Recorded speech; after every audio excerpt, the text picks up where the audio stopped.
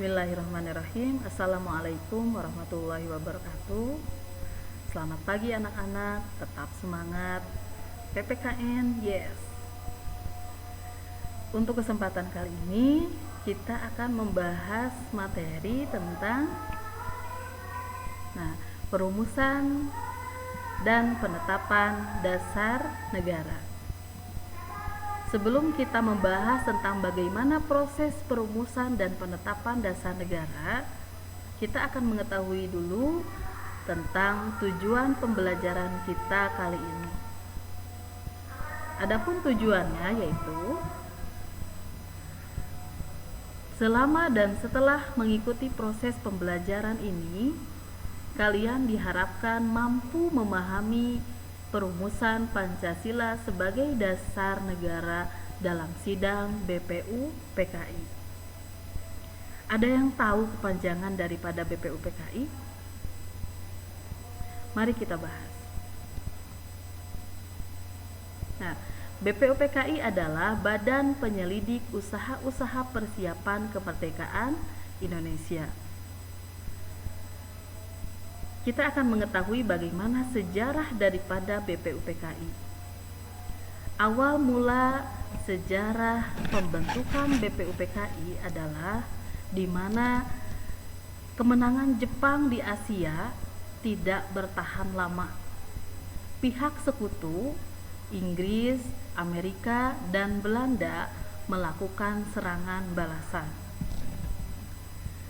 Satu persatu daerah yang dikuasai Jepang kembali ke tangan sekutu.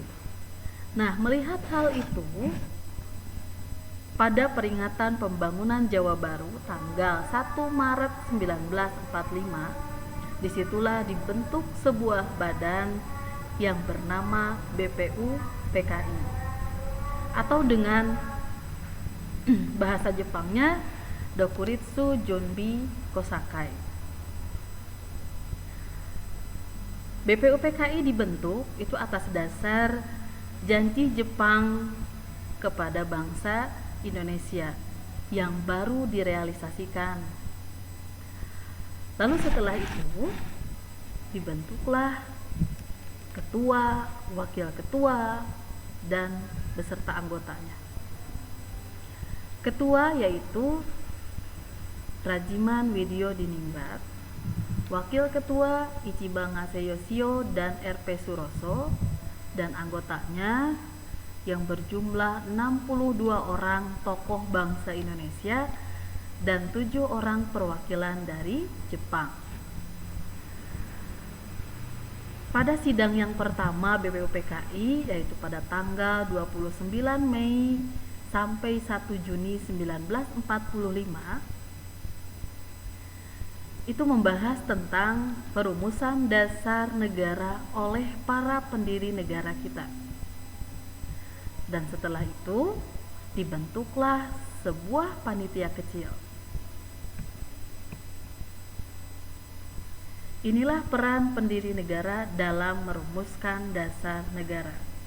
Di antaranya ada 3 orang. Yang pertama Muhammad Yamin, Dr. Supomo, dan Insinyur Soekarno. Di hari pertama sidang pada tanggal 29 Mei 1945, Muhammad Yamin mengemukakan pendapatnya. Pendapatnya dikemukakan itu secara lisan dan secara tulisan. Yang tertera di sini ini adalah pendapat Muhammad Yamin secara lisan, yaitu peri kebangsaan, peri kemanusiaan, peri ketuhanan, peri kerakyatan, dan kesejahteraan rakyat. Lalu yang selanjutnya, Muhammad Yamin mengemukakan pendapat secara tulisan. Di antaranya yaitu ketuhanan yang Maha Esa, kebangsaan, persatuan Indonesia, rasa kemanusiaan yang adil dan beradab, kerakyatan yang dipimpin oleh hikmat kebijaksanaan dalam permusyawaratan perwakilan, dan yang terakhir keadilan sosial bagi seluruh rakyat Indonesia. Di hari kedua, Dr. Supomo, yaitu pada tanggal 31 Mei 1945, mengemukakan pendapatnya juga. Di antaranya adalah ini: persatuan, kekeluargaan, keseimbangan lahir dan batin, musyawarah, dan keadilan rakyat. Dan di hari terakhir, yaitu pada tanggal 1 Juni 1945, Insinyur Soekarno mengemukakan pendapatnya. Bisa kalian lihat di halaman 7 buku paket.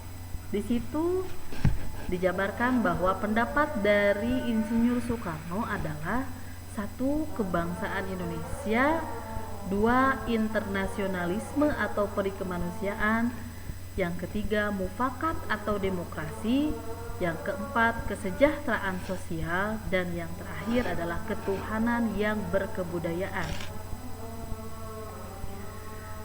Pada tanggal 1 Juni dan setelah berakhirnya sidang yang pertama, ya, di situ ditetapkan bahwa pada tanggal 1 Juni itu adalah hari lahirnya Pancasila. Nah, pada akhir persidangan pertama, Ketua BPUPKI membentuk panitia kecil. Apa tugas dari panitia kecil itu? Yaitu untuk mengumpulkan usulan para anggota yang akan dibahas pada masa sidang berikutnya. Panitia kecil beranggotakan 8 orang di bawah pimpinan Insinyur Soekarno. Dan anggotanya terdiri atas yang pertama Ki Bagus Hadi Kusumo, Kiai Haji Wahid Hasim, Mr. Muhammad Yamin, Sutarjo Karto Hadi Kusumo, lalu yang selanjutnya A.A. Maramis, Otto Iskandar Dinata, dan yang terakhir adalah Dr. Andes Muhammad Hatta. Nah, untuk materi selanjutnya yang akan kita bahas nanti adalah tentang bagaimana panitia kecil bekerja untuk mengadakan pertemuan dan mengumpulkan segala usulan dari para anggota tentang perumusan dan penetapan Pancasila. Terima kasih atas perhatiannya. Wassalamualaikum warahmatullahi wabarakatuh.